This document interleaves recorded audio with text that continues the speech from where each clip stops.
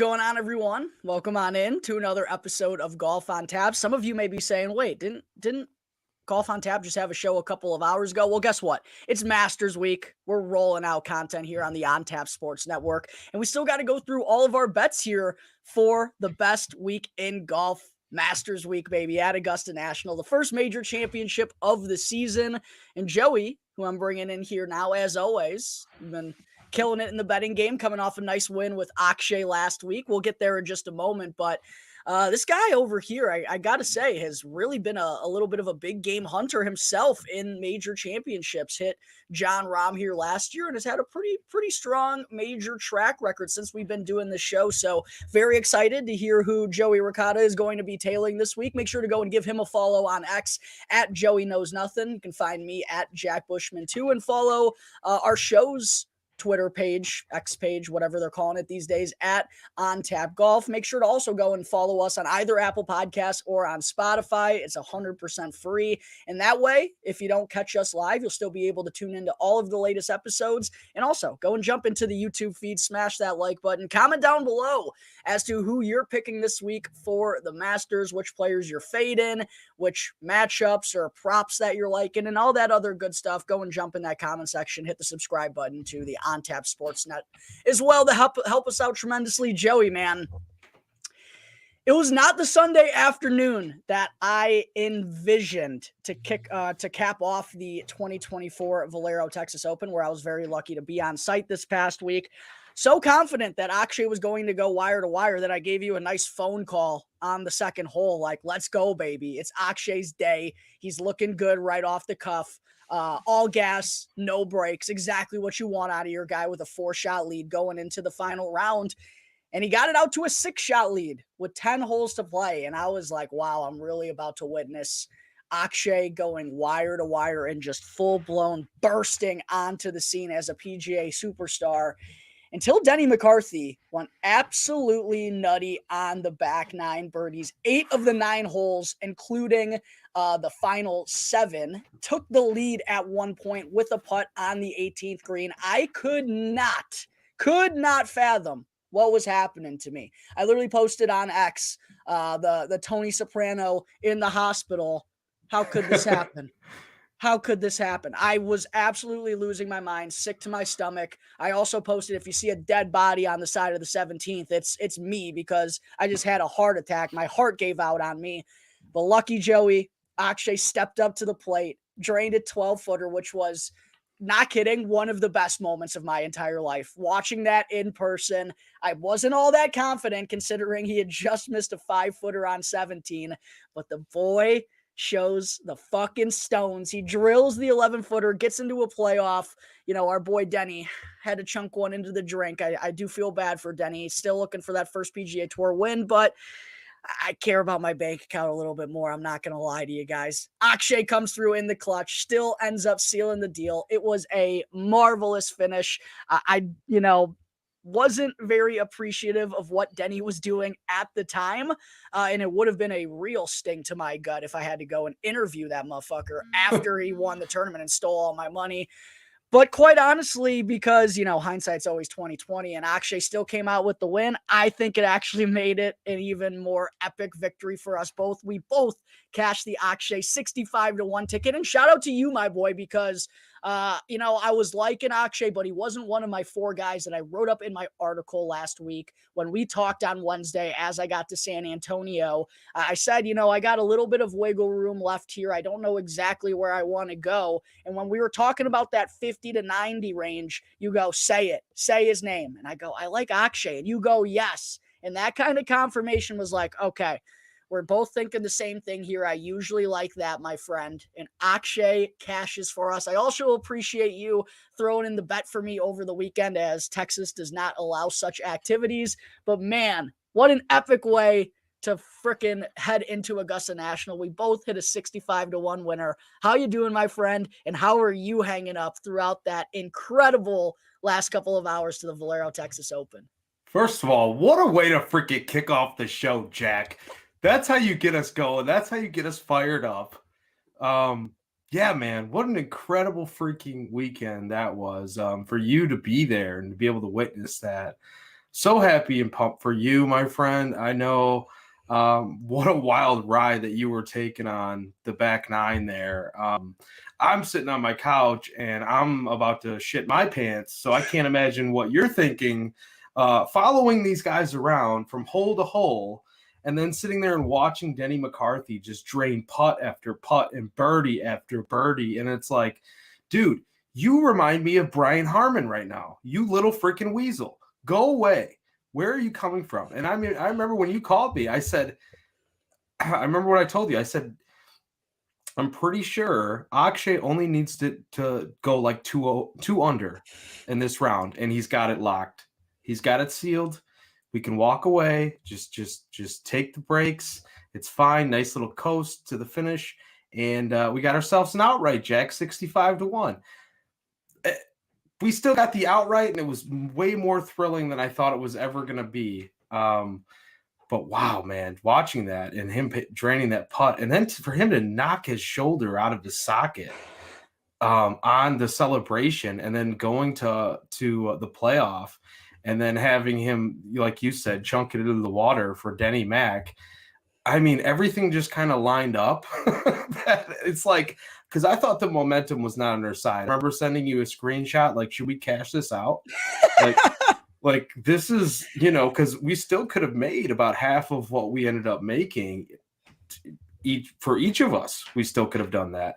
And I'm not the one to type that's going to cash out, and neither are you. So like, you didn't say anything to me, and I'm glad you did not even respond to that message, because I had really no intention of doing it, but the thought crossed my mind, and I'm sitting there and I'm like, this is going horribly wrong. All the momentum is against us. And then finally, Akshay just pulls through and just takes care of business. Finally, like what was always destined to be, because what an absolute tournament that guy had. And he still had a great fourth round. That's what the crazy part was. Denny McCarthy just played out of his mind on that back nine. So him to be able to shoot that, what was the course record there? I believe, I want to say, or was close to it. He was one off of the course record, but he set the back nine scoring record with a freaking 28. Yeah, 28 back nine is nuts. Yeah, like you said, Akshay, it's not like Akshay was blowing this. Like Akshay shot 5 under in the final round when he had a 4-shot lead going into Sunday, and he still needed to go to a playoff to beat Denny McCarthy. That's how scorching hot he was. And Joey, a couple of things there. First with Denny, I never really got scared until that chip in on 15, because I'm right to the left of the green. I got a front row seat on the ropes to watch it happen, and I'm recording on my phone, because now Denny's starting to get into the hunt, even though I want him to go the fuck away, and I'm praying before every one of his shots to be bad. I'm still going to, it's the content business. You got to get good content out there. All right, I'll give Denny his respect. He's in the mix now. I'll start recording his shots. Literally, as I start recording, I'm like, just don't chip it in. Like, just go and knock it to 3 feet. Go and make your putt. Go and make a 4. Akshay will have a 3-shot lead with 3 holes to play. We'll be all good. And literally, I'm watching it on my camera, and as soon as it hits the green and takes that first trickle, like, you just know in your stomach when something like that's happening. My stomach sunk because I knew it was going in, and it freaking dropped. And I'm like, holy shit, we got a race on our hands. And steps up to 16, hits that beautiful iron shot. And I'm like, all right, Akshay, it's still 1. We got 2 holes to play, 17. You're the longer player. You should have the advantage here. Go make your birdie. He misses the 5-footer. I'm like, oh my God, that right there, he could have went up into the 18th, right, with the 1-shot lead. Yep. That was the putt right there where I was like, oh shit. Yes, for real. Because you can put this away now. You can put this away. You didn't send me the screenshots until after that happened. And fortunately, I wouldn't have cashed out anyway. I'm not a casher outer of bets. I've literally never done it in my life, except for sometimes, FanDuel will throw you a little bit of a bone. You got a guy who's like 12 shots off the lead and they're offering you like 40 cents. I'm like, I'm going to take the 40 cents. Like, this guy's not coming back. I'm going to take the 40 cents. Yeah. But other than that, I've never cashed out a single outright bet of a guy that's in contention. Might have been the time to pull the trigger That might have been a good first time to pull that trigger, but quite honestly, I still wouldn't have, but I didn't have the greatest connection, so I didn't get that text until they were on the 18th fairway anyway, and I'm like, we're just gonna fucking ride this bad boy. I'm Um, glad we did, man. I'm oh, so glad we did. I'm glad we did, but yeah, man, talk about a roller coaster of emotions. I mean, like I said, still confident in Akshay with 4 or 5 holes to go. He was playing well was the biggest thing. Like, he wasn't showing signs of, like, choking, really, was what it was. Like, he Mm-mm. really didn't show any signs of that. He made 1 bogey in the final round, I believe, and it was at the 10th, which is a really difficult hole. Like, it's not like he was playing terribly. Like we said, it was just Denny was going absolutely haywire. But yeah, man, a roller coaster of emotions. Like I said, that 18th, that putt on the 18th that Akshay drained to send it to a playoff will like be ingrained in my memory forever. I was going absolutely nuts on the side of the green. And Talk like, about stones, man. Just oh, absolute stones for everything to be kind of going against them in that moment and just bury it. that one is worthy of the major league, the big balls gif where he Oh points yeah. at him with the like that's yes. Serrano's Yeah. running down the first baseline talking about his nuts being huge. Yeah, like that was worthy of that gif type of moment out of Akshay. But yeah, and then he goes and pops his shoulder out of socket to just add to the craziness. And I don't know if this was exactly captured on the broadcast as well, but he didn't go and get that taped up, or maybe he did before the playoff, but he had to go get it taped again before that third shot. And it was just like really weird timing to do it because Denny had just hit into the water. And it was like, okay, Akshay, all you got to do is go and hit the green and finish it off. And then he goes running to the left of the course. And I'm like, this motherfucker, like, is he okay enough to hit this shot? Like, that's where I really got concerned. I'm like, fuck, like, is actually going to be okay to hit this shot? Because he just ran off the course. I'm like, this is sketchy, man. Like, as soon as I just thought he had it set in stone, he's running off 18th fairway. I'm like, I oh no, think actually. But he just went and got taped up and yeah. fortunately And hit, on hit the green. TV it was funny too because on TV you could hear I believe he was asking the question of like, okay, where can I get this done? And like kind of somewhere private basically. And they're like, yeah, I'm gonna have to take the trainer's like, I'm gonna have to take his shirt off. And I'm thinking to myself, I'm like, he's a guy. We don't like, I don't, who cares really? But like, I understand it. Like, okay, it's privacy. It's, I also think I did hear that though, that he was like, yeah, I don't really want to take my shirt off in the middle of the fairway. But I wonder if Akshay was wary of like this clip surfacing again. I don't know if you've ever seen that picture when he had to take his shirt off when he hit a bunker no. shot once. And I mean, the dude is just stick skinny. He is 6'2", 6'3", 130 pounds. Yeah, he looks every bit of it too when he's on the course. Yeah, dude, He looks every bit of it. A he skinny, is skinny skinny, twin. skinny, but yeah, it was an incredible finish. I actually was really happy to see that the viewership was up this week by 21%. And I think just that captivating finish really had some eyeballs on the screen, and that's kind of what you want going into Masters week. You Hell want yeah. guys, feeling the excitement that this tournament matters too, and there's significance and importance behind playing well the week before the Masters. And also, Akshay wins the thing to get himself back to Augusta, the first guy to ever participate in the drive, chip, and putt at Augusta when it first debuted 10 years ago. Now he's in the Masters. A super cool story, a super cool tournament heading into the Masters this week, and super cool that we got to cash in outright your boys on a nice little back-to-back here going into Yeah, Augusta. 200 roaster Jack, I baby. I Let's low go. key I low key have the Scotty Scheffler recent form going into Augusta because I had the Wyndham Clark second place at oh, well, I guess we're not going to mention the Valspar Championship. Forget that thing.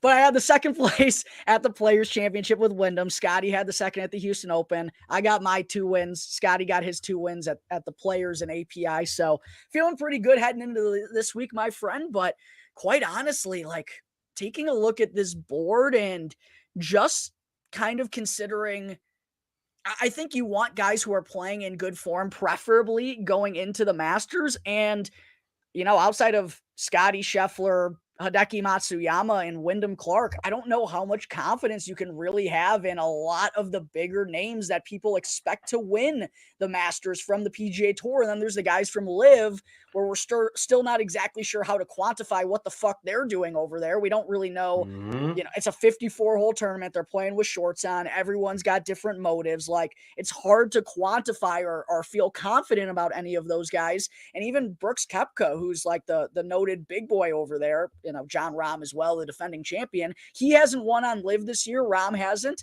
Brooks Koepka just shot 7 over at Doral last week. So, like, this board this year, I really feel like it's a mystery as much as it's ever been.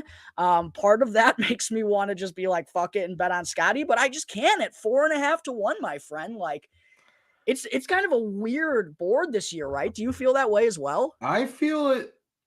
I totally feel it. And I'll tell you, I'll kind of expand on what you're saying about Scotty there. Like, I don't care how hot you are, plus 450 in the Masters is wild. It's like Tiger numbers, except there was one year where Tiger was minus 120 at Augusta. Like, yeah, which is legitimately, that is as Insane. nuts as it gets. Yeah. But Scotty, man, like, I understand, best in the world right now, no question about it. Like, this guy is going to be top 5, top 10. Wouldn't put it past to top 3 finish guarantee if somebody said that, right? How But fucked is that though? Like, Scotty, like, inside the top 5 feels like a lock. It's crazy. It does feel like a lock, and I'm like, what's the odds on that? Like plus 110? I don't know if it's plus money. I'll pull it up right here, but keep going. If it's plus 110, I might just bet it. But no, man, I just think it's kind of ridiculous. I do agree with what you're saying about the way the board shakes out. And I remember I texted you this weekend too. I said, the way Rory is golfing, I can't bet him.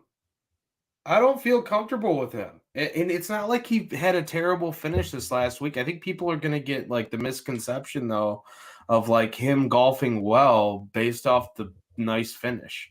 And to me, I don't think he was on his A game this last week, and I have not seen that for a little bit.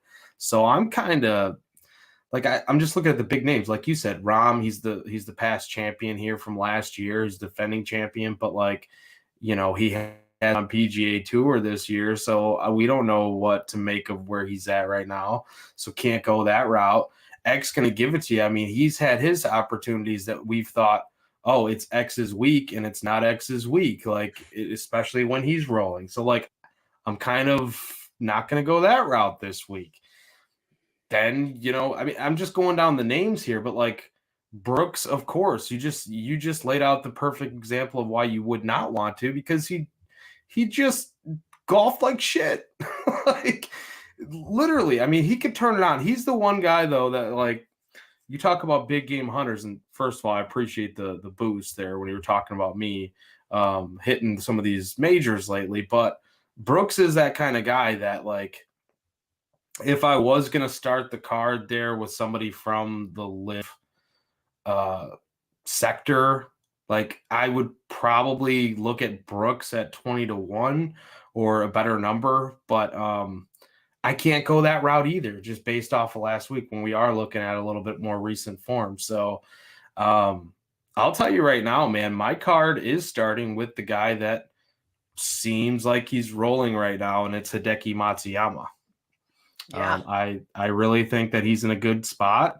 I've been fooled, and I've been wrong about Hideki quite a bit, man. Like, there's been times where I've really thought that this is his week. I'm pretty sure, like, the Zozo last year, I was on Hideki. I want to say it was the Zozo. I could be wrong there, but You're also on Tommy Fleetwood as your one and done at the Zozo 2 years ago. I'll never forget that. I don't know why, but it's just like the most random thing of all time that'll always stick in my brain. And honestly, it could have been a good play, but I just remember you used Tommy Fleetwood as your one and done in the Zozo. And for some reason, that's just like a funny combination to me. I tried to get, I don't know what I was doing with the combination of like floor and not wanting to use somebody super giant, but wanting to use somebody big. It was very stupid. It was very stupid. I love keeping all these old one and done sheets just to like go back and make fun of me. Tommy Fleetwood missed the cut. It was an awful tournament. You will never let me live that down. But going back to Hideki. No, so I've been fooled. I've been wrong about him before, but he looked great last week in spurts, man. That round 366 that really stuck out. He's got that game in his pocket for this week, I think. The great record here. Former green jacket wearer. T16 last year, T14 the year before, the W, T13, T32. By the way, Jack, who won at the Riviera Country Club this year? It would be Mr. Matsuyama with an incredible back nine of his own. Oh, yeah. And he's first over the past 24 rounds in strokes gained around the green. He's been marvelous. He's been marvelous around the green. And we were talking about that off air here, about that being a pretty critical element here this week. So I think that Hideki is in a prime position. I think 20-1 is not crazy for the way that he's golfing right now. That's where I'm going to start my card, man. What are your thoughts here about this crazy top of the board? I mean, it is different. Yeah, I got a lot of thoughts about this top of the board. Might be a little bit of a ramble here from Jack, I'm not going to lie. But I'll start it by saying I'm here for it. Scotty Scheffler is plus 105 to finish in the top 5. Might have to bet that. It's plus money. Might have to do it. Could be part of the card, quite honestly. Yeah, man. Top of the board. Wild. I've already said I'm not going to bet Scotty Scheffler, but yeah, no surprise. He ranks out number 1 in my model, and I'm sure everyone's model everywhere, because Scotty Scheffler is the clear-cut best player in the world, and it's really not all that close right now. But I just can't do it at that price tag. Maybe my way on Scotty is just throwing some decent money on that top 5, and if he wins and steals my money, I'll at least recoup some of it by Scotty finishing in the top 5. So maybe that's a way to do it. I'm going to start with Rory here. Rory is interesting, man, and always interesting going into Augusta, as he's been chasing that Grand Slam, that green jacket for the last 10 years, which is also the same time span in which he hasn't won a major championship. It's been since 2014, which is crazy to say for Rory McIlroy. I personally I wouldn't say I was like blown away by what Rory did last week. And I think the good finish is going to get him some additional steam this week, even more than he already normally gets during Masters week, because everyone just wants to see him win the green jacket. And he's a fan favorite, obviously. So people just cling to him. It's like the Jordan Spieth thing as well. Yeah. I was really impressed, though, to see Rory gain in all 4 major categories, and the approaches were excellent. His best approach week in a long time. Best approach week since Wentworth in the fall for him back in September.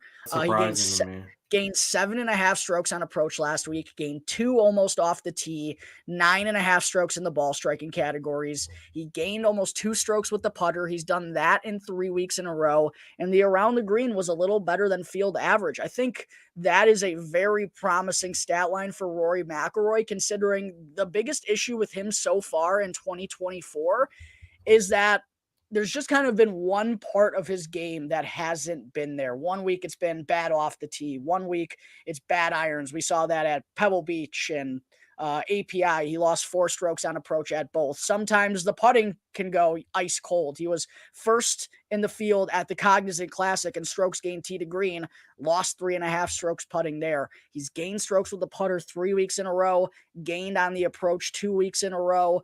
The chipping seems to be a little bit better, and normally he's a really excellent driver of the golf ball. Last year at Augusta was wild because he actually drove it like shit, and that's what led to him missing the cut. And I had money on Rory, and I know for a fact I used him as my one and done, so that really fucked me, especially when you use John Rahm as your one and done, and he won the whole thing.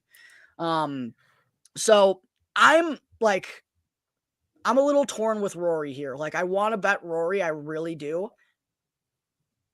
Considering the people I like a little bit further down the board, I just don't think I can get there, and it's going to give me serious FOMO because I've bet Rory at Augusta these last couple of years. It's just kind of turned into a thing of mine. And I feel like I am gonna break the trend this week. But for me at the top, it's Rory McIlroy. In terms of an outright market, I think Hmm. Jon Rahm is getting a little bit slept on. Like I think Rahm would be a good one and done pick because I do think even though he hasn't won on Live, he's still been playing good golf, and I think his floor is way better than what Rory McIlroy's is. Like if Jon Rahm is struggling, he still usually finds ways to put together positive rounds. When Rory doesn't have it, he really just doesn't have it. And we've seen him miss the cut and finish dead last at Pebble Beach. Like those things can happen with Rory if the driver isn't good. Where with Jon Rahm, I just feel like he's the more consistent player. So I think an under-owned Rahm would be super interesting in like a DFS market or maybe even in the one and done. But in terms of outright, it would probably be Rory for me out of these big three. But ultimately, I don't think I'm going to get there, like I said, because I'm right with you as well. Hideki Matsuyama, he's probably going to be the most bet guy this week, unless, people, and I advocate for this. People who don't bet the PGA Tour on a week-to-week basis and don't really care about how many units you're taking back or your ideal payout, just fucking bet Scotty. Just bet Scotty. Find him at 5-1 somewhere. Sure. You'll have a fun Sunday more likely than not because your guy will be in contention. Like bet Scotty. Mhm. But we do this a little bit differently than that because we do it week in and week out. But Hideki to me is the one who's going to get bet a lot and for good reason because it's just been so excellent, man. Rates out third in my model, like you said, first in strokes gained around the green, fourth in strokes gained tee to green over the last 24 rounds, seventh in bogey avoidance, first in strokes gained par four, 450 to 500 yards. And you see a lot of those at Augusta National. 9 of the 10 par fours are over 440 yards. And there's really nothing that I put in my stats that he's like truly bad at. The lowest number that he has in like any of the 15 categories that I'm looking at is driving distance. He's 44th because he only hits it on average 292 yards over the last 24 rounds. And But that's fine here, really. that's fine. I mean, honestly, I do think driving distance matters more at Augusta in the last like handful of years because of how they've lengthened it. But I still think Hideki's got the rest of the game to suffice, and he still hits it. It's not like he's a short hitter. You know what I mean? Like Yeah. he's still like 44th out of the 89 guys in this field. Like he's middle of the pack and can still hit it a long way, but he's been gaining strokes off the tee with regularity this year. Done so in each of his last 4 starts. The approach has been great as well. Around the green has been phenomenal. It just kind of feels like it's the putter with Hideki. I'm actually going to pull up his numbers here at the Masters to see, regardless, honestly, what his numbers are putting at the Masters. I don't really care. I'm going to bet Hideki. He's lost on the greens each of the last 2 years, but gained on the greens each of the 3 years prior to that. There's just so much to like about Hideki. I'm absolutely going to get there.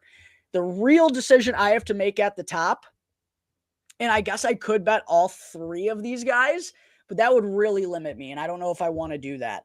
I'm going to bet Hideki for sure. Gonna bet Hideki for sure. I like Brooks. It's tough with the recent form. Hasn't been great in the last couple tournaments on Live after a pair of T12s to kick off the year. But we know Brooks. We know he wants this one. We know he can get himself dialed for the big boy events better than anyone else. He's got 2 runner-up finishes in the last 4 years at the Masters. Just didn't have his best stuff on Sunday when they had to play 30 holes in one day last year. But 20-1 odds on Brooks Koepka feels more than fair, my man. And that's the same odds they were giving him going into the PGA Championship last year. I believe we both cashed on that at the PGA. Yep. I think you're right. Yep. I really like Brooks, and I hate to do it. I really like Xander. And boy, do I worry about Sunday. But the thing with Xander is he's been steamed down. He's like at 18, I think, is the biggest number you can find now. And I don't know if I want to bet Xander at 18. I'd rather bet Brooks at 20, I think. But I think Xander needs to be in the 20s. I'm not going to lie. Yeah, he was in the 20s to open up, but he's caught steam because people have wanted to bet him this week. And I understand it because Xander really has been good this year. T5 at the Valspar, T2 at the Players, T4 at Riv, T9 at the Farmers, T3 at the Amex, He's T10 at always the good, Century. though. That's the thing. I know. Listen, this is nothing new with Xander Schauffele. High-end finishes. He's incredible at doing that. He's always somewhere seemingly inside that top 25.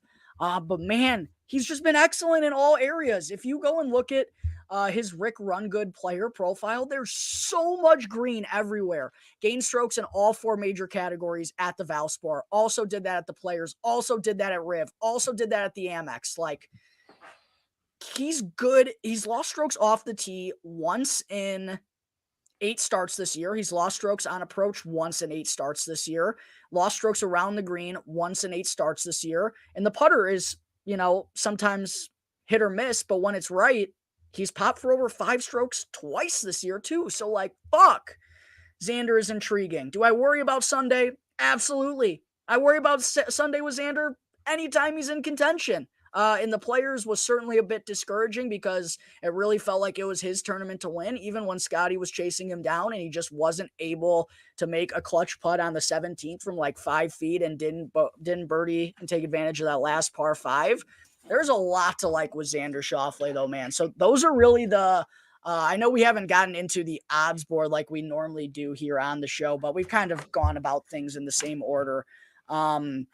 But out of the guys under 30-1, I'll group in there with them just so everyone knows. Jordan Spieth also in that range in Neiman.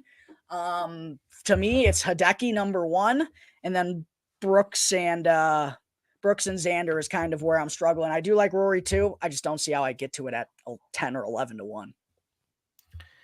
Yeah, this is tough. I mean, I have to plug in my laptop real quick. I apologize to the listeners. I'm going to pop out of the screen for a second. no, this is really tough though. I see what you're saying about Xander. I really do. I just, man, you're going to give me a case of the FOMOs too. Fear of missing out with Xander. Because honestly, like, man, I've been right there where it's like I really want to chase that win with him, and we've done it. I've done it on the show. I mean, we've hyped it up. U.S. Open last year, I thought Xander was going to win for sure. Was playing great through 2 rounds. What do you know? He didn't have it on the weekend. Yep. So I don't know, man. It's a tough call right there. I kind of just stuck with Hideki just because I feel the most confident in where he is.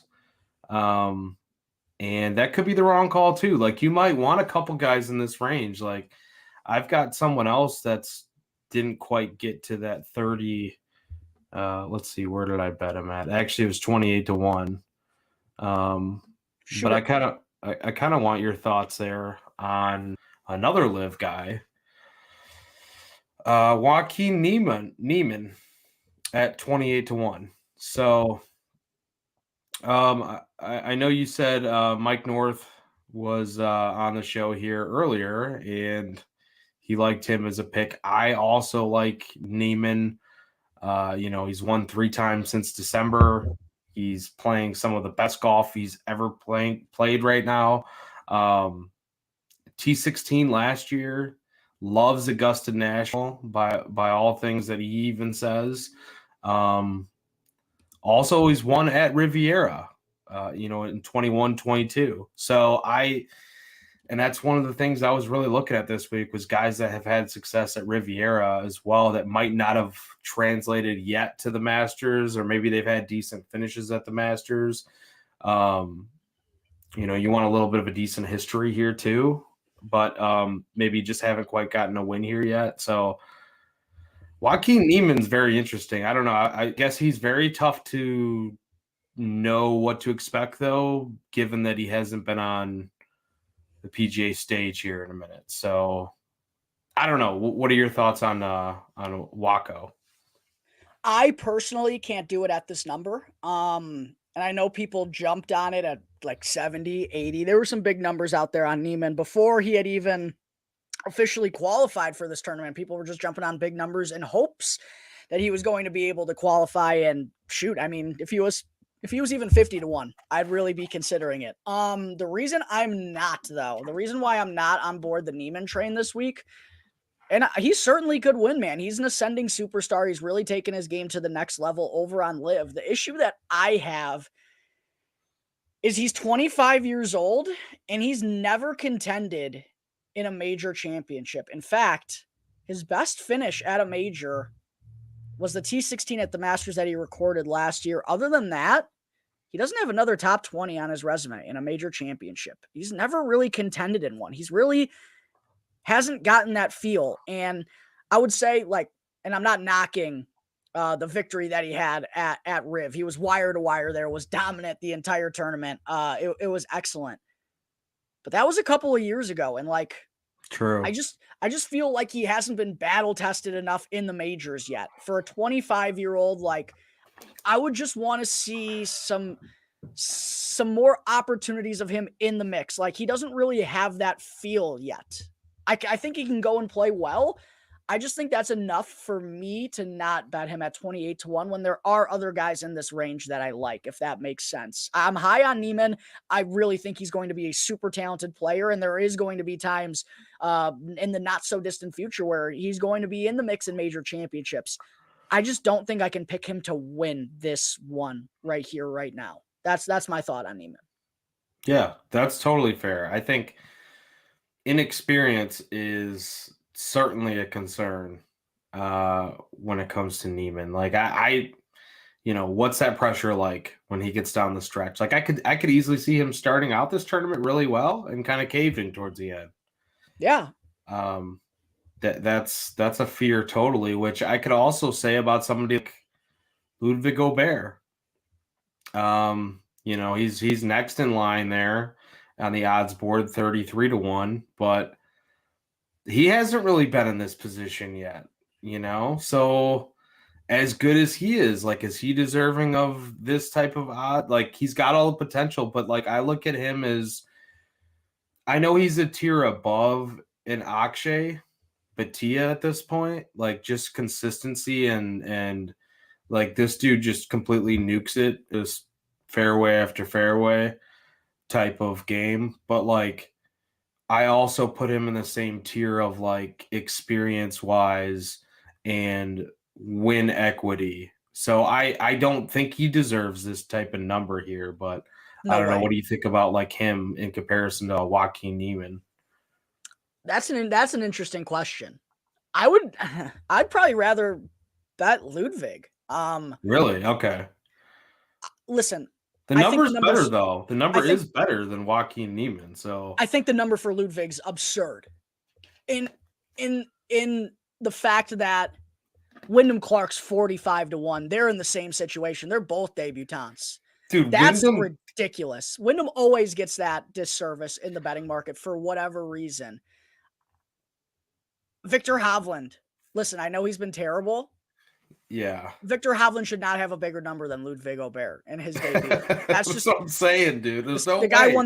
The guy won the FedEx Cup in the fall. Like, I know it's been a struggle for him, but like there's something missing there to me. But I think dude, I think Ludwig's I honest to God, I think outside of like Scotty Scheffler, Xander, Rahm, like Ludwig's floor is unbelievable.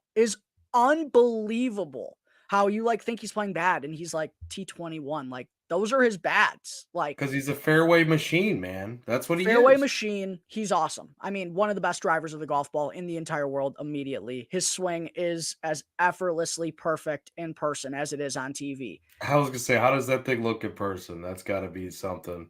I don't think anyone is going to do this, and I'm not gonna do it. I'm up first this week still. I don't think Ludwig's a terrible one and done play. I really don't. I think that's kind of a hot take in my opinion. I think that's a sneaky good one and done play. I could see Ludwig finishing T12, T13, and if you want to save some superstars, which I don't know. Again, I don't know if anyone does because this is the Masters. You kind of save them for this. Mm-hmm. I think the floor is just so good for Ludwig. I think he would be a good one and done play. No way I'm getting to him at 30-1 though. See, I would agree with you if we didn't also have the live guys here who will only use in 4 spots. True. Right? Otherwise, I would agree with the floor aspect. I do think Luddy F. Baby's floor is kind of ridiculous at this point. I used him last week, so I couldn't even use him if I wanted to, but yeah. But that's an interesting thought though. Like kind of a hot take, but it's Like, I don't think you're wrong about the floor aspect. Like, he's probably not finishing worse than top 30. Probably not, because he's just so consistent and puts himself in good spots. Mm-hmm. But So we kind of went. We hold really on. didn't do this like a normal. We usually go down the odds board and do like brackets, and like this is kind of fun though. I actually like the way that we're discussing it this week. It's different with the Masters. I do, but I think we should get back into the board here, because this next range is the really intriguing one. This 35 to 65 range. There are a lot of good players in here. Yeah. So I Yeah. think. All right, let's talk about it. So we got Bryson DeChambeau, 35 to 1. We got Matthew Fitzpatrick, 40 to 1. We got Patrick Cantlay, 40 to 1. Tony Finau, Victor Hovland, both 40 to 1. DJ Dustin Johnson, 45 to 1. JT Justin Thomas, 45 to 1. Willie Z, Will Zalatoris, Wyndham Clark, both 45 to 1. Great range here between 35 and 45. This is wow. I see some interest here for myself, and I see a big mess of what do we do? Can you iron this out, Jack? Literally, dude, listen to the names that are in that range. How many times do you hear all those good players in a 35 to 45 pocket? This range, the best week of the year. This range is super intriguing. I'll go through them one by one. I'm not going to go too long. I'll give my initial thoughts, because obviously I'm not betting on all these guys. Bryson, I think this is going to be a big year for Bryson, but he jinxed himself at Augusta by once calling it a par 67 for himself. And I believe in the golf gods. After what they did to me this weekend, they gave me the biggest scare of my life, but they still let me come out on top. I'm a firm believer in the golf gods. And I think Bryson rubbed the golf gods the wrong way by calling Augusta National a par 67 with the way he drives the ball. I'm staying away from Bryson. Matthew Fitzpatrick, 40 to 1. Can't do it. Just can't do it. I don't believe in Matty Fitz based on what he's done this year. I know he's been better as of late. I don't envision him as a big game hunter like some of these other guys.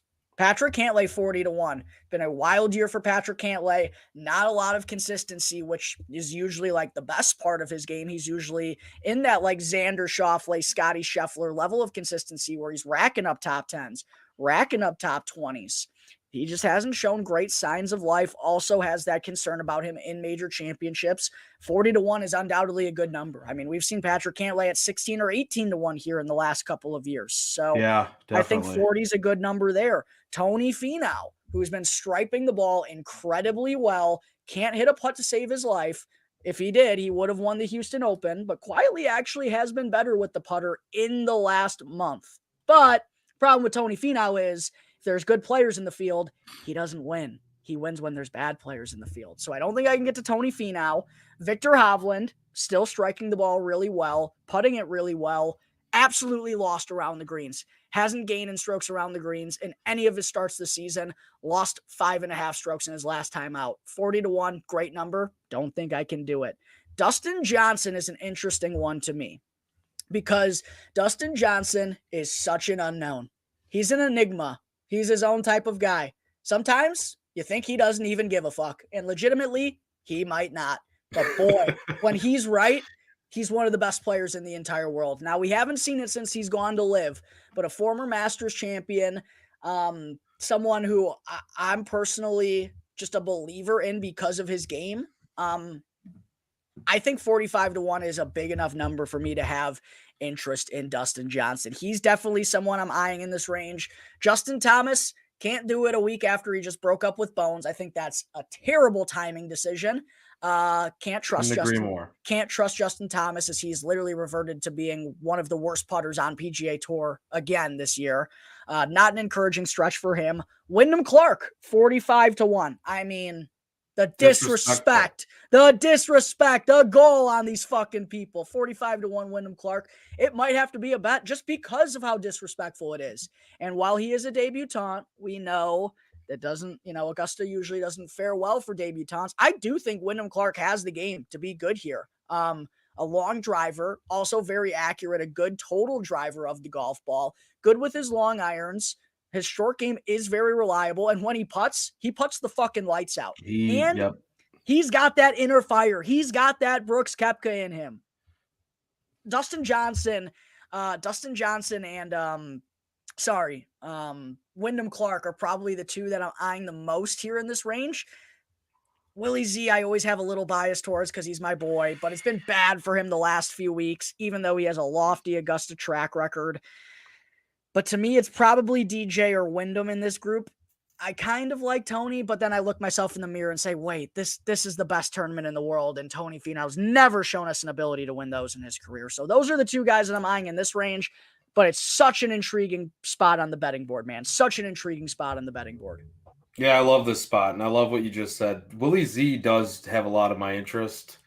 A lot of it is because of the track record, but I think he's also that dude that just comes in there big game hunting, like the difficult spots, difficult tournaments, big names. Like this is a Willie Z type of spot. I haven't bet it. I will say Wyndham Clark might be making my card just because of the disrespect, and it's the Windy City Flyer, man. Like this dude has cojones. He can absolutely contend with the big boys. We've seen it now, time and time again. Now recently, like it does not matter. He was one of the first names I wrote down as like golfers of interest, which is weird, but it's a numbers game, baby. If you're gonna continue to put him down there and disrespect him like he's not a 30-1 odds or better golfer at this point, especially even in tournaments, like then we're just gonna have to keep hitting the number, and I'm just gonna keep playing the lotto and maybe win again. I don't know. We'll see. But you did Tony the Tiger, Tony Finau. So I haven't been on the Tony train in a while. Like it's been a little while for me. Same. I've stayed the fuck away from Big Tone. That changes here. Oh baby, you know there's good players playing, right? Oh yeah, I know that. I'm well aware of that. And he has not won a major, and I also know that. But this guy's a 6-time tour winner. Like, I think he can put it together. Couple of top 10s in his career here at the Masters. You know, he's fourth in strokes gain approach over the last 24 rounds. He finished T2 at Memorial Park just a couple weeks ago. Was T19 at the Genesis.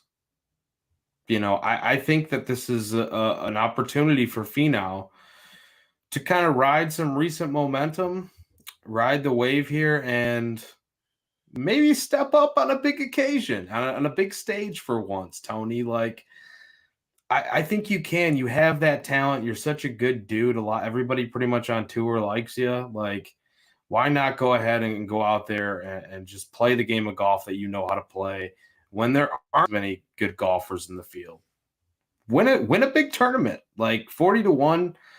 I could see it. I think that's a nice enough number for me with the way that he's golfing, because I do like the recent form right now from Tony, that I will take a stab there. Other than that, I think you pretty much beautifully wrapped up the range as far as like the rest of the names go. JT, I can't do it because of the caddy thing. Very strange timing. We talked about that on last week's show. Cantlay, I will not, because it annoys the fuck out of me.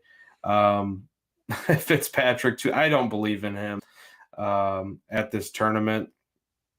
DJ, I don't know what to do with. Question mark. It's a question mark for me. I don't know where he's at, and I don't know if he wants to be where he's at. like you kind of mentioned, that's definitely I don't know there. Before I read off this entire next range, I'll give you the guy that I got at 55-1. Okay. Is it fucking Cam Young? Because I'm gonna slap you. No, it's not Cam Young, but I am interested in the other Cam here. Cam Smith? Haven't bet him. Not sure if I'm going to, but I really like his. He can definitely produce here at the Masters, as he's shown. So never Tommy Fleetwood. We'll read off the names, actually. Let's read off the names. 50-1, we got Colin Morikawa, Tommy Fleetwood, 50-1, Cam Smith, 55, Cam Young, 55. Sahith Theegala is 55. Shane Lowry, 55-1. And then you have Max Homa and Tyrrell Atten at 60-1. It looks like Michael Madura said fat fuck Shane plus at 60-1 is awfully tempting here in our comments. So it's my boy Mad Dog. Shout out the support, Mad Dog. I appreciate you. We got to throw that one in there. But I'll get to the name that I do like here. I was really intrigued by Cam Smith, not going to lie. Had some success with him in the past in some other majors, or one other major, I should say. But it's Collin Morikawa. I've got a future on him at 25-1, a horrible number. Horrible number. So if you're going to give me a better number here, I will just take the stab, and I will give you my reason why, Jack, because I know you don't like this pick this week. Yeah, it's the second shot course thing for me with Morikawa. And I know that he's been bad lately with his second shot. His approach numbers have really not been that great lately. I don't know. I feel like the recent track record too here. You don't have to double dip. I don't have to. I know. I understand that. But dude, you think I'm just gonna win a 25-1 when he's 55-1? No, that's not fun. We gotta hit the better number at least just a little bit, just a little light tap, not a double tap. That's fair. So he's T10, 5th, T18 here recently. The recent track record at the Masters, at Riviera too, which I was really looking at golfers' history there too as the comp, as many people will also do. 19th, 6th, and 2nd in his most recent trips there. So if he could turn it on, I feel like this is a good spot for him to do it. I never really trust his short game, so that's the other side of that. But that's the one name there, along with Cam Smith, that I like in this range. Jack, what are your thoughts here? Yeah, I also do want to say real quick that other than Tony not being able to win anything big, I don't really have anything bad to say about him. The ball striking has been good. The putting has been better, even though it let him down in that final round and throughout the tournament in Houston for the most part. Other than my concerns about Tony actually doing it in a big event, there are a lot of reasons to like Tony Finau. I do want to preface that real quick. I didn't hate him in that range, but for me down here, it's actually funny enough what my boy Mad Dog is talking about. I'm in on Shane Lowry, baby. I am full blown. I'm full blown in on Sugar Shane going and cashing my three-peat this weekend, potentially doing it all in this, 55 to 65-1 range here. Shane golfed excellent all throughout the Florida swing. I'm very concerned whether or not he's going to be able to make a putt on Sunday, because he's literally never been able to make a putt on Sunday in the United States. But it's been good for Shane, man. The ball striking's been excellent. He gained 8.5 strokes ball striking at the Players, over 7 at the API, over 6 at the Cognizant Classic. And he's got a pretty good Masters track record too, a little bit under the radar. I don't think people really think of Shane Lowry as someone who's played well at the Masters, but he actually has a good track record. I'm pulling it up here right now, and for some reason I can't find the Masters. It's because I'm looking at courses, Jack. Stupid idiot. But for me, Shane's just trending in the right direction. And I think this is a very good number for a guy who has won a major in his career. Yeah, it was a long time ago. But I still believe that he is a caliber of player when he's right that can go win a big tournament like this. So I'm higher on Shane than some people may be, but I think that 55-60-1 number is more than good. So I'm excited about Shane in this range. I actually did think about Cameron Smith as well. I'm just a little concerned about him being sick and having to withdraw from Live Doral this past weekend. And he just mentioned today to the media that he finally is starting to feel like he has some energy. That's a positive sign, but it really has been a rough go. You better have all your energy though for this. Exactly. 55-1 though is absolutely an intriguing number. So yeah, Lowry and Cam Smith were kind of the two that I was peeping in this range. I'm going to bet Lowry for sure, 100-1. I'm going to see if that number goes up to, Mad Dog said there was a 60 out there. So Mad Dog, if you're still listening, tell me where that 60's at. I can probably find it myself, but I'm curious. 60 for sure. I'm in on Shane though, 100%. We'll see what happens with Cam Smith. I think that's a really good number for a guy who finished runner-up behind Dustin Johnson, was also right there duking it out with Scotty Scheffler a couple of years ago, and we know Masters track record is pretty sticky. So those are kind of the two guys that I'm really peeping in this range here. And honestly, after that, it's not a ton of intrigue for me the rest of the way. Because I really do think someone big is going to win this tournament. I completely agree with that thought. I do think it is going to be somebody big, but I'm still a little bit surprised that you're not taking a shot here being the Masters a little bit. I got a couple from down here that I'm going to bet, but like they're pretty further down. Yeah. I'm not really catching any interest in guys from like 60 to 120 all that much really at all, to be honest. Like, so that 60 number for Lowry, by the way, I just found one on DK. Oh, bet. So if you want to hit that I hate Odds Checker. They just lie to me. It's just lying to my face. Oh, Odds Checker they're just the worst, even though we're using it for no reason. And we do week in and week out because we got to look at some kind of form of composite odds, but they only give us DK and FanDuel, and now their DK odds aren't even right. So maybe I should go back to Action Network here, but because that's where I was able to kind of grab that number real quick, clicked on the number, and then saw DK. But problem is we already started using this, so we're on Odds Checker and we're rolling that way today.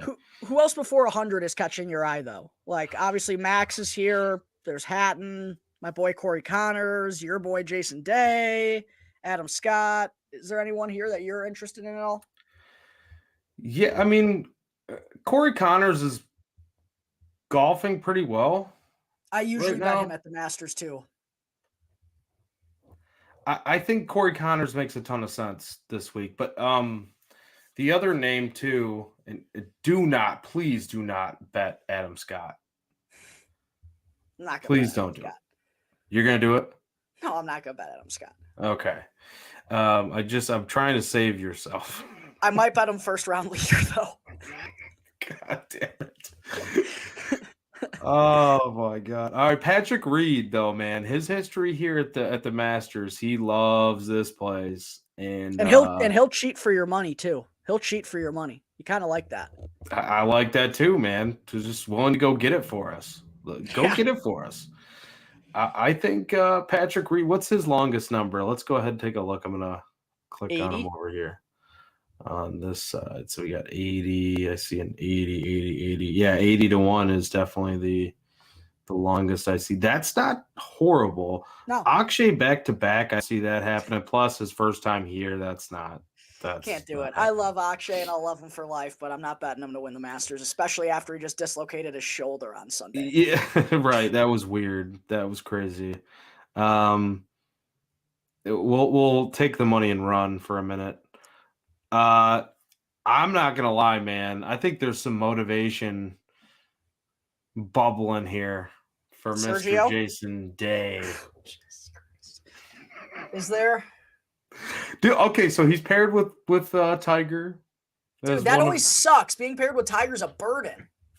It might be, right? Because everybody else is watching the entire time and he's getting all the attention. But here's the thing. Sorry, I'm going to interrupt you here 1 second. And I don't want this to influence your decision at all, but Jason Day's irons have been terrible. 2, what I've learned about going to golf tournaments is playing with like a Jordan Spieth or a Rory McIlroy has to be awful, not only because it's a huge gallery following them and everyone's going crazy for them, but people don't really give a shit about you. And after Tiger hits his shots, everyone's going to go walking. Like, there's just a lot of noise for the other guys that I've realized. Like, I don't know if that's like an end-all be-all, but it is something to consider. But see, here's the thing. With somebody like Day. Big game hunter Jason Day. Yes. In 2013. No, okay, get your jokes out of the way now, Jack. Get your jokes out of the way now. The floor is yours, I promise. I'm going to put my mic down. All right. With someone like Day, I know him and Tiger are actually pretty good friends, right? They're pretty close. I think it's a motivation factor for him to want to do well with Tiger paired with him. Not only that, but I do think that when the tension's not being drawn on you like it normally would be on like a normal type of pairing for someone like Jason Day, because he's a pretty big name. I think that's actually a little bit more motivation for someone like him as compared to like maybe some of the younger guys that would look at it as like, oh my, where are they going? Like they just don't give a fuck about me. Like, oh my God, like take it a little bit personal. I think for him, it's almost like, okay, watch, I'm going to show you, I'm going to go out here and golf well. And like, and maybe I'm reading into that however I want to read into it because I'm a Jason Day fan. But I'm looking at this too of like recent finishes, right? 9th at the Genesis. He's shown when he's golfing well, he could play here with 3 top 5s in his career, which I know a long time ago. Get your jokes out of the way, Jack. I'm just saying you got to have one guy where I stick to my guns. And I've already went back to Tony Finau, who I haven't bet in a while, and Hideki Matsuyama I haven't bet in a while. Joaquin Niemann, because we can't bet for PGA Tour wins, at least until the majors come around. Like already betting these guys. So I'm going to have one guy on my card this week where it's no doubt about it. I roll the dice with him and I ride hard with him. Whether he wins or loses, and most of the time he does not win. If we get a win, Jack, at 75-1, I am feeling fucking phenomenal this week. I'd low-key be scared what that would do to your future Jason Day bets. I feel like you bet him every week if Jason Day actually cashed for you. Like no, that'd be it. He's never cashed for you, and you already bet him every week. Exactly. So I'm retiring after this. This is it. Please, one time only. All right, I'll say something nice here about Jason Day, but I'm gonna say something kind of mean first. That's fine. Get it. Let's go. He's lost strokes with his irons in 3 straight events. That's the bad news.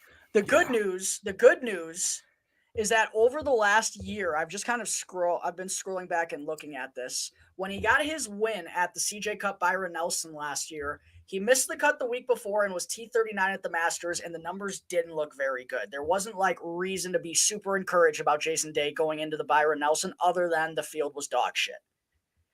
And then going back to the T2 that he had at the Open Championship last year, he was terrible going into the Open. Lost 3.5 strokes with his irons the week before at the Travelers, lost over 4 with his irons, and missed the cut at the U.S. Open, missed the cut at the Memorial the week before that, missed the cut at the PGA Championship the week before that. So, look, there's kind of no rhyme or reason is what I'm getting to when Jason Day is going to play well. Like he was coming off of a T34 at the Amex and a missed cut at the Farmers before he rattled off that T6 at Pebble Beach and the 9th at Genesis, where he was actually one of like the 4 or 5 guys going into Sunday that could have won that thing until Hideki went nuclear on the back 9. So yeah, there's kind of no rhyme or reason to Jason Day is what I would say. And you're going to, like, you talked yourself into reasons to betting Jason Day at a big number when form isn't maybe necessarily like the biggest indicator of when he's going to play well. Okay, I can understand that. I'm not going to bet him because the dude's a fucking loser, but you do. No, I'm just kidding. Fair enough. That was too far. He's not a loser. Jason Day's one of the best players in the last 10 years. It's just been a long time since he's flashed that form. And I've never been on the Jason Day train, so I just don't feel as inclined to get there. But look, I make those same arguments in my mind about different guys week in and week out. You come up with reasons why you should bet guys. So I know I've been like kind of taking a dump on Jason Day here, but I actually don't hate it. I just like poking fun at Jason Day because you love him with all your heart. Yeah, I totally get that, man. Because like, there's no rhyme or reason why I bet him so often. Yeah, it just kind of happened. Like literally, it just kind of happened. We turned on the show one day, and I said, "That's my guy from here on out." And yeah. Never look back. Things happen like that. I never thought Corey Connors was going to be my boy, and he's never won me any money ever. So, listen, I get it. I mean, hey, man, if we have one boy in common, though, right now, at this very moment, it's Akshay Bhatia. So, that's all I know. That's all that really fucking matters at this point, Jack. 1,000%. That said, we should probably look at names just for the sake of tossing out names, since it doesn't sound like we really have any long shots. Don't Dunk on his ass! Dunk on his Jason Day was ass! good in 2015. Hey, listen, he's got wins since then, my friend. Okay, we went through this. I had to. I had to. Juice. I knew he was going to come in. I didn't know he was going to come in here actually, but playing Love you, lefty, Juice. so I put a few units on Brian. Dude, I don't hate it. I don't. It's the Weasel. The Weasel weasels his way around places. Man, he does. What's his odds at? I think like 60. I don't love it.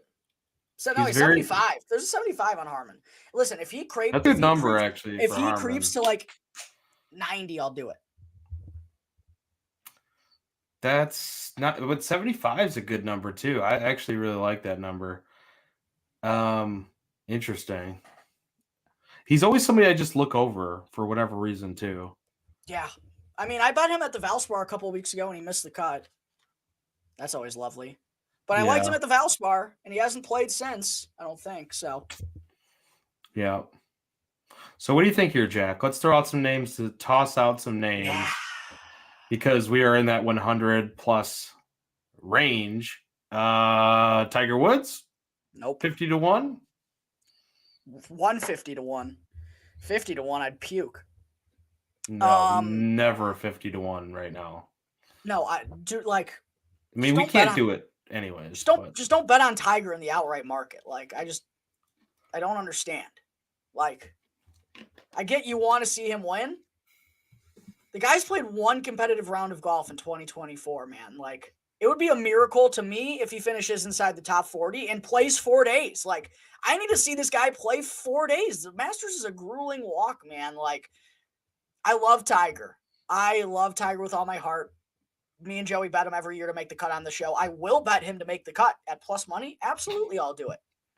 I have zero confidence in Tiger performing well consistently throughout the course of the weekend, man. We haven't seen him play well on a weekend, like literally since he won the Masters 5 years ago. Like, it's worrisome for sure, man. Like, withdrew from the Masters last year as the weather got worse and he was clearly injured. Like, withdraws halfway through from the Genesis, finishes dead last at the Hero World Challenge. It's like, I know sportsbooks are going to be taking in massive amounts of money on Tiger Woods in the outright market this week, and it kind of stings. And now it will really sting if he, sticks one into my pie hole and actually goes and wins this thing. But I literally just don't see any world in which that's going to happen. Like, for Tiger to actually win this thing, I think he has to be playing golf going into it, and he just hasn't been doing that. So I can't get behind Tiger really in any other way except for making the cut. That's probably my only way that I'm going to have money on Tiger this week, just because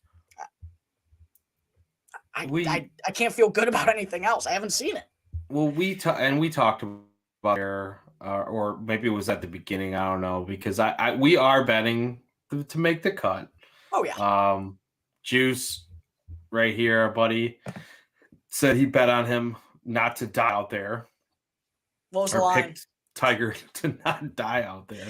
It's an even split, minus 115 on both sides. Yeah, it's an even split. I think he makes the cut for sure, but we talked about it off air. Like, when he's on the podium and he's talking about how just the random flare-ups, he keeps having these random flare-ups and stuff. And it's like, dude, that's not encouraging. Odds weren't good. Like, it's not encouraging, man. Like, you can't pick a guy to win at that odds. And I understand everybody wants it to happen. Dude, I'll be dying. I'll be rooting like a madman, even if I have tickets on every other golfer on the tournament and it's him winning. Like, I would love that. But yeah, I'm totally with you, man. You just can't bet Tiger to win this tournament. He's not, even if he would be coming in with like a little bit of decent form, like, I don't trust him for a full 4 rounds without something happening to him at this point. So, yeah, man, that's where I'm at with him. There are some good names here though that he's kind of surrounded by, which is, looking at here, Sunjay M, who he's fallen off a cliff. I know he's fallen off a cliff, but like, he's not somebody who I trust in like the big majors, to be honest with you. But like, he's somebody who has that type of game that can totally contend with the big boys. So I'm a little surprised to see his name past 100-1, even with the recent form. I'm not gonna lie. No, That's a I name I'll completely throw agree. out there. I completely agree. And Sungjae in 4 starts at the Masters has 3 top 16s. Like he's He's got a good. good Masters track record. The problem is he's been dog water all year long, man. Not been a good year for Sungjae ever since finishing T5 at the Century out of the gate. He has 1 top 25 finish at the Arnold Palmer Invitational where he finished T18 and has 2 missed cuts in there, a pair of T66s. One of those was a dead last finish at the Pebble Beach Pro-Am. Like, it's been tough for Sungjae, but that's a good number. Like, I will say that's a good number. I don't know. I'm not really that intrigued with these big bombs. There's a couple of guys. Harris English is someone I've shouted out for like You 3 didn't even weeks. have to say his name, and I knew that's who we were going with next. I've been shouting out Harris English for his big number for like weeks now because I think there was a 190 out there on Harris. I don't know if it's still available at all. I think Let's check it out. that's a big number. Obviously, odds checker's not going to tell me because they lie to me. But I think 190 is not crazy for Harris. I really wish he would have made the cut last week at Valero, but it was due to a poor final 4 holes. He shot 5 over in those last 4 holes and was 5 over for the tournament after being even par heading to the 15th. So, to the 15th. So Harris 190 is a little interesting to me, but other than that, man, the two names that I'll shout out for the sake of shouting names, and I honestly, between Harris and these next 2 guys, I'll probably bet 1 or 2 of them just cause, and I might honestly bet them with each ways, depending on their prices, because I don't know how much I actually believe in these guys to win. Nick Taylor, 250-1, feels like a really good number just for a guy who actually has hung with the big boys before. And maybe I'm crazy, but Lucas Glover at 350-1 to me. Glover's kind of a 350? dog when he gets hot.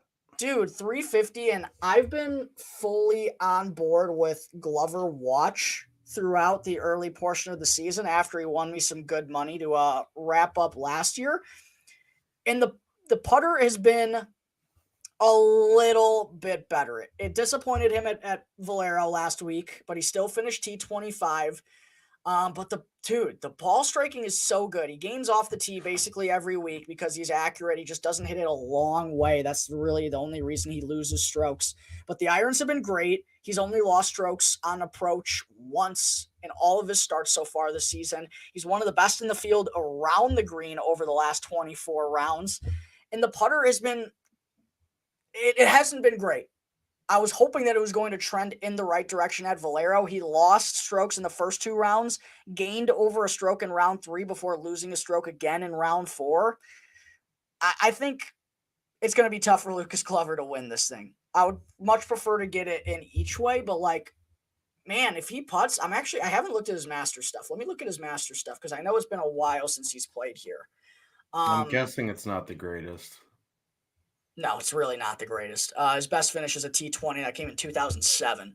Oof. And also what sucks is he hasn't played in the Masters enough in recent years where they don't even have the data in here.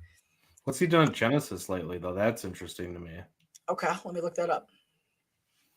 But literally to me, it's just like you're getting 350-1 odds on Lucas Glover to putt is basically what it is. Yeah. You know what I mean? You know what I mean? Like it's worth a flyer.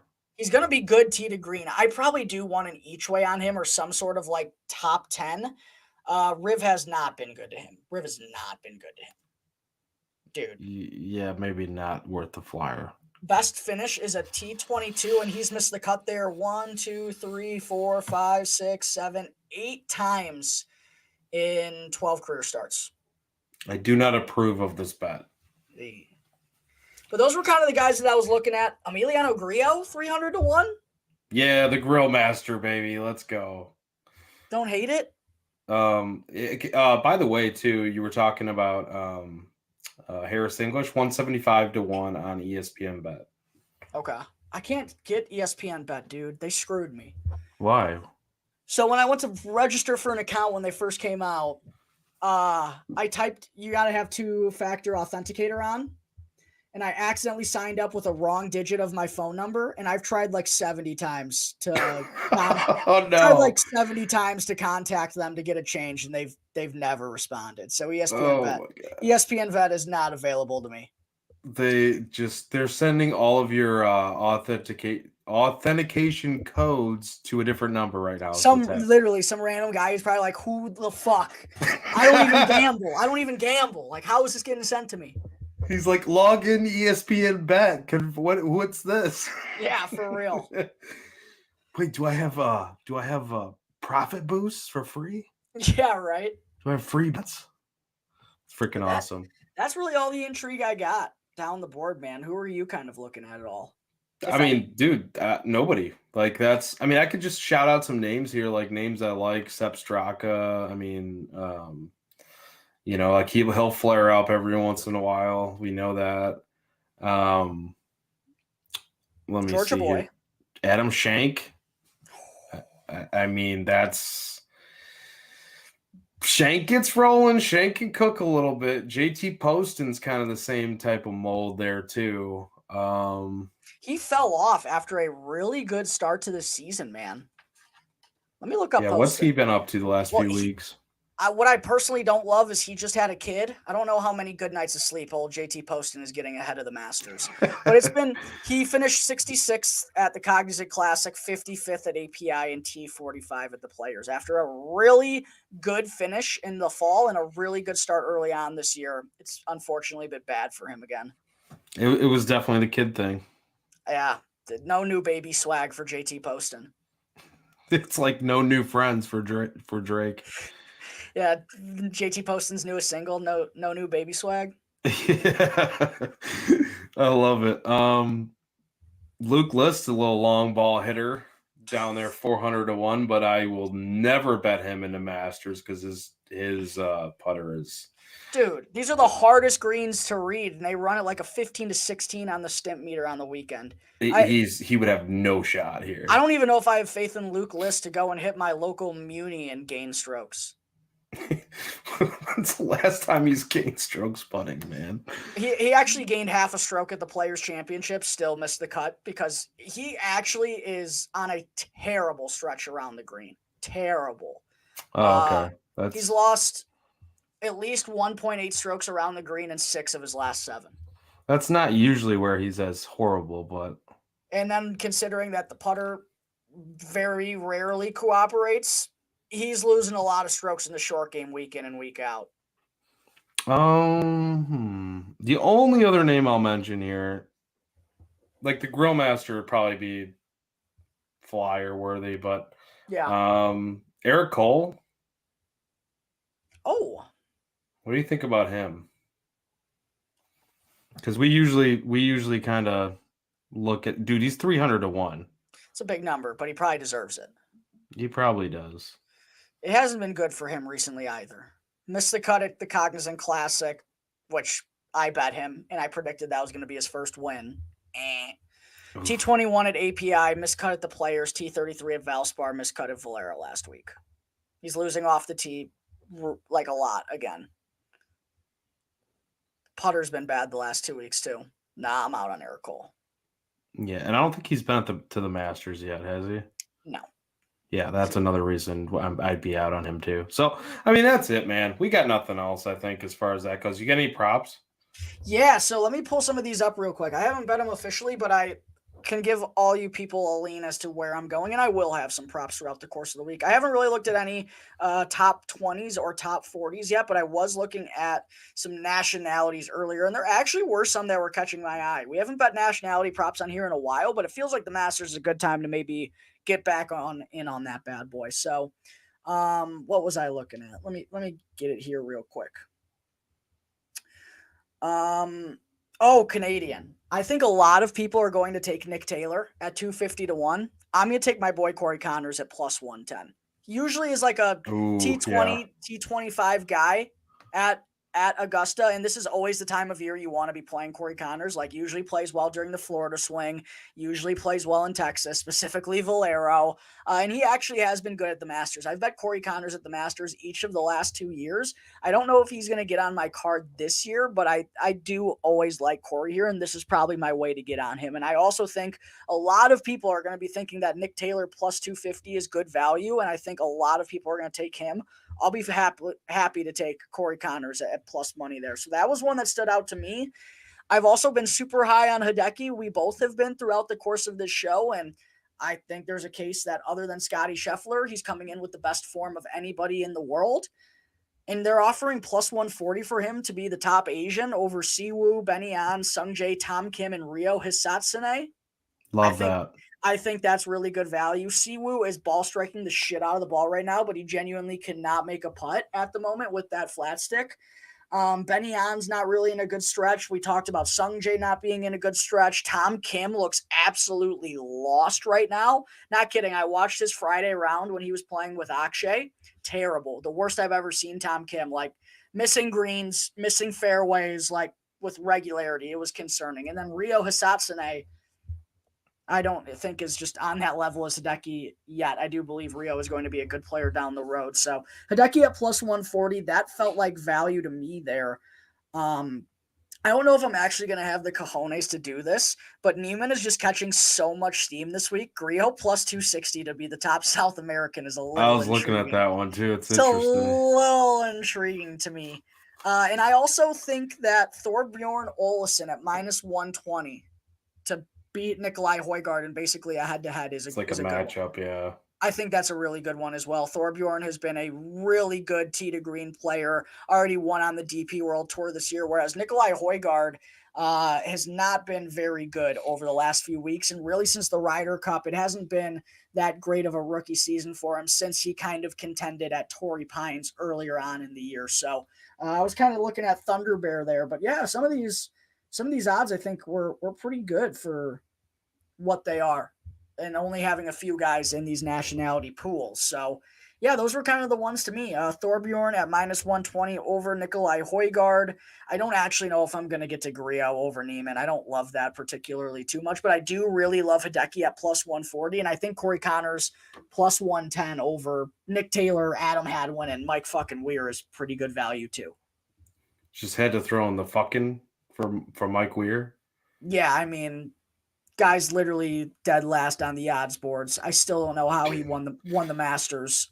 He hit out of 72 holes. Mike Weir hit 38 greens in regulation en route to victory at the Masters. One of the craziest stats I've ever heard. He missed almost half the greens and won. Like, his short game was just bonkers that week. Disgusting. Don't think that's going to happen again. I'll give you a top Irish. Basically, it's a head-to-head. Yeah, it's not Rory at minus 250, I'm guessing, huh? No, absolutely not. Are you kidding me? Joey's laying fat chalk here on the show. Fat chalk. Look, your boy Mad Dog, or whatever you called him here, was on Fat Fuck Shane at plus 6,000. So I got to go plus 190 just for the head-to-head matchup. So I think Shane Lowry makes sense over Rory McIlroy in that capacity. I don't think that's a pretty good matchup odds I like. Other than that, man, I think he had some good calls with the nationality props. If I were to look anywhere else, it probably wouldn't even be the nationality. It'd probably be looking at things like, let me see here. I had it pulled up on my screen, then I just lost it because I had to go way up to find those odds. So like top senior, you got Phil Mickelson at minus 120. It's Mike Weir, it's Vijay Singh, it's Fred Couples, it's Jose Maria Olozabay. Like, I just butchered the shit out of that last name. But Phil Mickelson minus 120? Yeah. That's not terrible. Yeah, it's not awful. I think I might do that. He's legitimately where'd you find it? Were you on DraftKings? I'm on FanDuel right now, so it might be better odds somewhere else. No, I think it is. It's better odds at FanDuel. I thought you were looking at DraftKings because it was at -140, and I was wondering if it jumped like literally as we were talking. But no, -120 against VJ, Mike Weir, Fred Couples, and Jose Maria Olazabal. I think is great. Yeah. The problem is, I think they might all miss the cut, and I don't know. I don't know how that works. Right. Who wins in that scenario? Who's the higher of the miscuts? Like, yeah, I don't know. I think they might all miss the cut. What if they all tie at fucking +4? Like, yeah, I don't know. This might not be good, but hey, listen, I've burnt money in way worse ways than this, so I'll just throw a little half unit on it. So we've got like top amateur, we've got top past champions, top debutantes. I don't know. It's an interesting board here when you lay everything out. I think top past champion, I'm not real like that could be a good way to get a hold of Scotty Scheffler if you wanted to. Like if that's +140, and if you have the +110 for like a top 5, like why not just go best top past champion or whatever? Like I think that's if you're trying to get away from like that's a good way to get some exposure to Scotty when I'm also betting Hideki in the outright market because Hideki obviously is a past champion. So I might consider doing something like that. Top debutante. Yeah, I was just about to say there's someone I like in the top debutante a little bit. I mean, it's got to be Wyndham, right? It's +400. I kind of like this. Is kind of crazy. I think Nick Dunlap at 18-1 is interesting. Is he 18-1? 18-1 top debutante. Oh, I see 22, man. You might have to switch this over. Yeah, those are interesting numbers. Because the only other two that I'm really high on in this group is Ludwig and Wyndham Clark. And you're basically giving me Nick Dunlap 22-1 odds. In my mind, someone in here can certainly beat him, but in my mind, you're giving me 22-1 odds that Nick Dunlap finishes better than Ludwig and Wyndham. That's a little interesting. It's worth the risk, I think.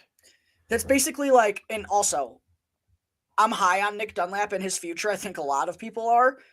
22-1s, I'm also looking on a different book, but like the guys who are 22-1 in this group are Ryo Hisatsune, Peter Malnati, Lee Hodges, Adam Schenk.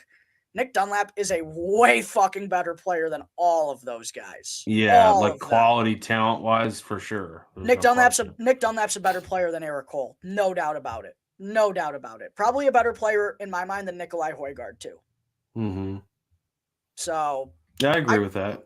I kind of like Nick Dunlap at that 22-1 number. I think that could be a fun way to get a little piece of Nick Dunlap this week. I like that actually. It's all about finding ways to get exposure to some of these golfers. I think it's just fun this week. This week can just be fun. You can just have fun. That's what it's all about. We got a little extra money in the accounts coming off some wins lately. Yeah, coming off of a win, man. Like I'm looking here now too. Like I'm not going to get into any of the top 40s or anything. I don't know if you have any placement bets. I'll probably end up tweeting those out, but like I was looking at some matchups. If you want to get into those real quick. Yeah, go fire him. You're the matchup guy. What are you looking at? What's catching your eye? So this is really tough, man, because it's not like there's anything it's not overwhelming. Like they're so close this week that some of the stuff is just you just got to feel it out and you're just going to go for it. And that's kind of where I'm at this week. And I might get like a little bit more leverage or feel really good about some of the stuff as we get closer, but I am feeling let's see here. So this is a fun matchup that I hate. Wyndham Clark versus Tony Finau. Just looking at that. I hate that matchup. I'm not betting that. And then this is another one that you're going to be like, yeah, they're both in terrible form. Makes sense. We got Sungjae Im versus Tom Kim. I'll take Sungjae. Give me Sungjae. I'll take Sungjae. Yeah, that's Tom Kim looked so lost last week, man. I'm not kidding. I might take Tiger over Tom Kim. He's -125, so he is the favorite in that matchup. Let's see here. Scotty's minus 186 over Rory.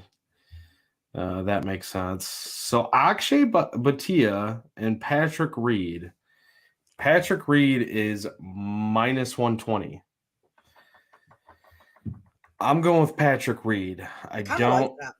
I feel bad fading our boy right after a win, but I feel bad about it too. But you know what you're going to feel really good about and feel great about fading right after that? Jason Day. Nick Dunlap plus 105 over Luke List. Oh yeah, give me Dunlap over Luke List. Dunlap can putt. Easy, right? Like that's a good matchup. I like Dunlap at plus money. Yeah. Yeah, plus money over Luke List. We just talked about who cannot freaking putt and has been horrible around the greens lately. Your boy versus my boy. Corey Connors versus Jason Day. It's on there, dude. We have to bet that. I'm sorry, we have to bet that individually, one-on-one. You want to do it? You want to do it for Rick Rungood payment next month? Oh, okay, yeah. Let's just do it for the payment. $12.50 for next month. We won't put it in our accounts. Shake on it on air right here. That's actually awesome. I love it. Yeah, because they made the matchup for us. We had to. That had to be done. Russell Henley versus JT. Ooh, Russell Henley might be pretty interesting there. No, he's a fucking loser. Also, the models love him, man. Come on. I lost respect for Russell Henley this week. That guy is a slow poke out there, bro. He's pretty slow, yeah. Dude, the amount of times. Was it awful being behind? Awful. He was awful. He was in the same group with Akshay on Saturday, and I was praying to God he wasn't going to be in the final pairing on Sunday. I'm like, this slow fuck is going to ruin all of Akshay's mojo. But the amount of times, this is not a smart way, by the way, to like decide how you should bet on Russell Henley, by the way. I'm fully admitting that. But it just irked me how many times he would go and put his ball on the green when he was putting, and then he'd go stand up over it, and then he'd go put his coin back down and go look at it again, and then he'd go stand up over it, and you're like, oh, he's actually going to go now. Nope, and then he goes back and looks at it again. It's like, dude, come on. Let's get the fucking game going. Show on the road, my friend. Let's get the show on the road. I have no confidence in either of those two guys. I'd probably lean towards Russell Henley, but I don't like it enough to actually bet my money on it. That's fair enough. All right, let's look one more or two more here, and then we can wrap this puppy up because we're going a little long here, but it is the Masters. It's the Masters, man. I appreciate you taking the time. It's Masters week, baby. It's fun. I really don't even care at this point, you know. It's just all right. Matthew Fitzpatrick versus Willie Z. Willie, guess who the favorite is? We already probably know who the favorite is. It's got to be Will, right? No. Matt Fitzpatrick's a favorite over Will? And Willie Z is plus 115. Yeah, give me Willie. Willie. If that's still current, like up on, that's what I see right here. So like I can't actually click the button on the book, but if you can find that on the book, bet that. I like it. Willie Z. Let's see here. Any others that I like? Morikawa over DJ would be interesting, but I don't know what to do with that matchup, to be honest with you. Yeah, I'm out on that. A lot of question marks. Totally too many question marks. Lowry is versus Thegala this week. I can't do that. I actually do like Thegala. I just don't like him at his number. Is like I would want Sahith to be like 70 or 80 for me to bet him this week. Yeah.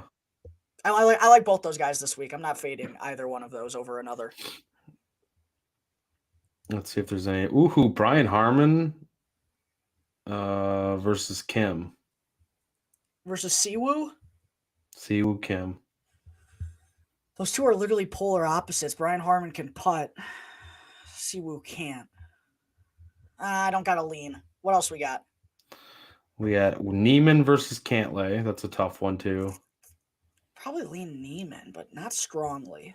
Yeah, I don't feel strongly about it. He's minus 130 favorite, though, but I feel like if you're getting in that territory, I'm not trying to bet. I would rather bet Cantlay, and at that point, I'm not betting it because I like Neiman this week.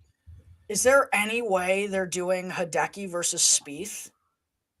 Who do they have Hideki against? Against Xander? They have Hideki versus Neiman right here. Minus 140 is Hideki, and plus 105 is Neiman. I mean, there probably is a spot where.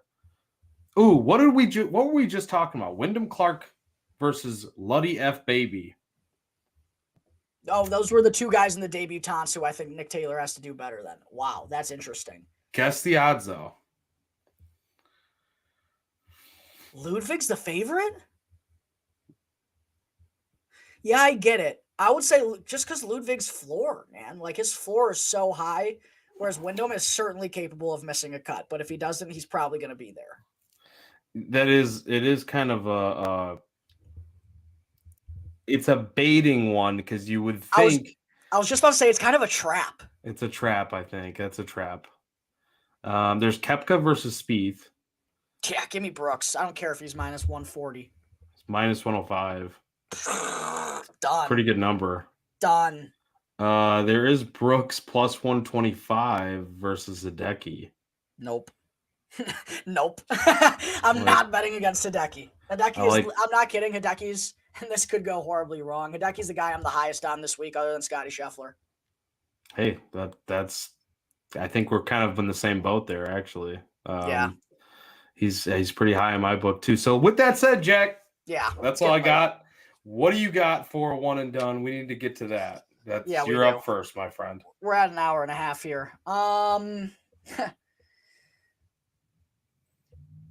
real question is, do I want to use Scotty here at the U.S. Open? It's the real question. Like, I mean, I don't know the answer to that. I'm going with Scotty. All right. I'm going with Scotty. Had to do it. So I want to go with a live boy. You went with Rombo? You ran him here last year. Yep, we're running back to the well. All right. And that's because I don't even care if he wins. I just think the floor is so super high with him. Yeah, I was between Scotty, Rom, and Brooks, but Brooks is a little bit more of a question mark. It was more so between Scotty and Rom. Yeah, I went with Scotty. No shocker there for the one and dones for the Masters. So we're in the same position this year. Well, last year I used Rory. Or you want Rory, my bad. Last year I used Rory, and he missed the fucking cut. And I had an outright bet on him, so that was a double whammy going into the weekend. Yeah, but Masters? I mean... Sorry. No, Masters is a tough cookie to crack. It's been really tough to me ever since I hit DJ in the fall. It's been really tough for me these last 3 years. I really haven't had a sniff. It's been tough for me. I think we're going to get a sniff this week. I would love to get a sniff. That's really all I'm asking. Just give me a little bit of something going into Sunday, man. Make my Sunday intriguing. That's just a little whiff. That's what I want. Let's ride this hot popcorn started early on Sunday this year, Jack. I know. Wait. What's your tradition? You got to get is it the T-Bell in the morning or the McDonald's in the morning before Thursday? I'm not that big of a scumbag. I don't eat Taco Bell at 6 in the morning. No breakfast Taco Bell. It's the McDonald's breakfast. That's right. I will say though, Taco Bell breakfast is a little underrated. I haven't had it in a couple years though, but I do remember it being underrated back in the day. No, I'm a Mickey D's about 6:15 in the morning. Egg McMuffin, hash brown, OJ. It's how I always start my Masters week, is hitting that Mickey D's drive-thru in my hometown. So yeah, I'll be there once again bright and early on Thursday to kick off the Masters. Couldn't be more excited for things to get underway, my bro. That's what I'm talking about, man. I'm looking forward to it. It's going to be a hell of a freaking weekend. Comes around once a year, and it seems like it flies through a little bit too fast, but let's try to savor it. And if we can't savor it the way that we want to, let's get a freaking outright nonetheless. That's all I care about. Yes, sir. It's going to be fun. Let's keep the ball rolling here. We've been having some good momentum as of late. So let's go and capitalize on that here this weekend at Augusta. It's an awesome sports weekend, by the way. Once again, just love it. We got, of course, the Masters. We got UFC 3 Hundo on Saturday night, which is legitimately one of the best cards top to bottom I've ever seen. And Joey, this probably isn't up your alley, but men's Frozen Four for hockey. There's a handful of Chicago Blackhawks prospects participating in that. So I'm super excited for many of different reasons this weekend, but nothing would make me happier if I was able to get a win for a third week in a row. Yes, my friend. Joey. I don't know why I was raising my hand. We got a lot But of people in here trying to ask questions. I know there's a ton of people. So the only reason why I was doing that because you were talking about Frozen 4. I'm going to the Ice Hogs game on Friday. Dude, they've been sizzling here lately too. The Ice Hogs are playing some good puck. I've been covering them on my Blackhawks podcast because we know the Blackhawks have not been playing some good puck. So yeah, man, I'm intrigued by what the Ice Hogs are doing here, going like we are going into the most important time of the year with some good steam. I'm gonna be covering them all, hopefully throughout a good Calder Cup playoff run. So I hope you have a lovely time this weekend at the BMO. Have a good time, Yeah. my friend. Thank you, my friend. Yeah, it should be fun. I mean, you know what? I'm gonna be checking my phone pretty regularly. At that time, it'd probably be, the golfing will probably pretty much be wrapped up at that point. But still, probably be looking forward to while during the game, maybe placing some live bets. You could bet on that too, by the way, Jack. I don't know if you've ever bet on the Ice Hogs or anything. I've If you're never that bet on degenerate enough. never bet on the AHL. Oh, Didn't know it was a thing. Don't you even can. tell me don't even tell me what website offers it. Just keep it out of my arsenal. Okay, It well, won't be we good. won't get into that. Good. Won't be good. I don't need to start betting on the AHL. Trust me, I didn't need to either, but Here we are. That's neither here nor there. But here we are. So, anyways, with that said, though, man, we got to get out of here. It's 1:40 in Masters Week 2024, baby. Let's get an outright. Can we get an outright?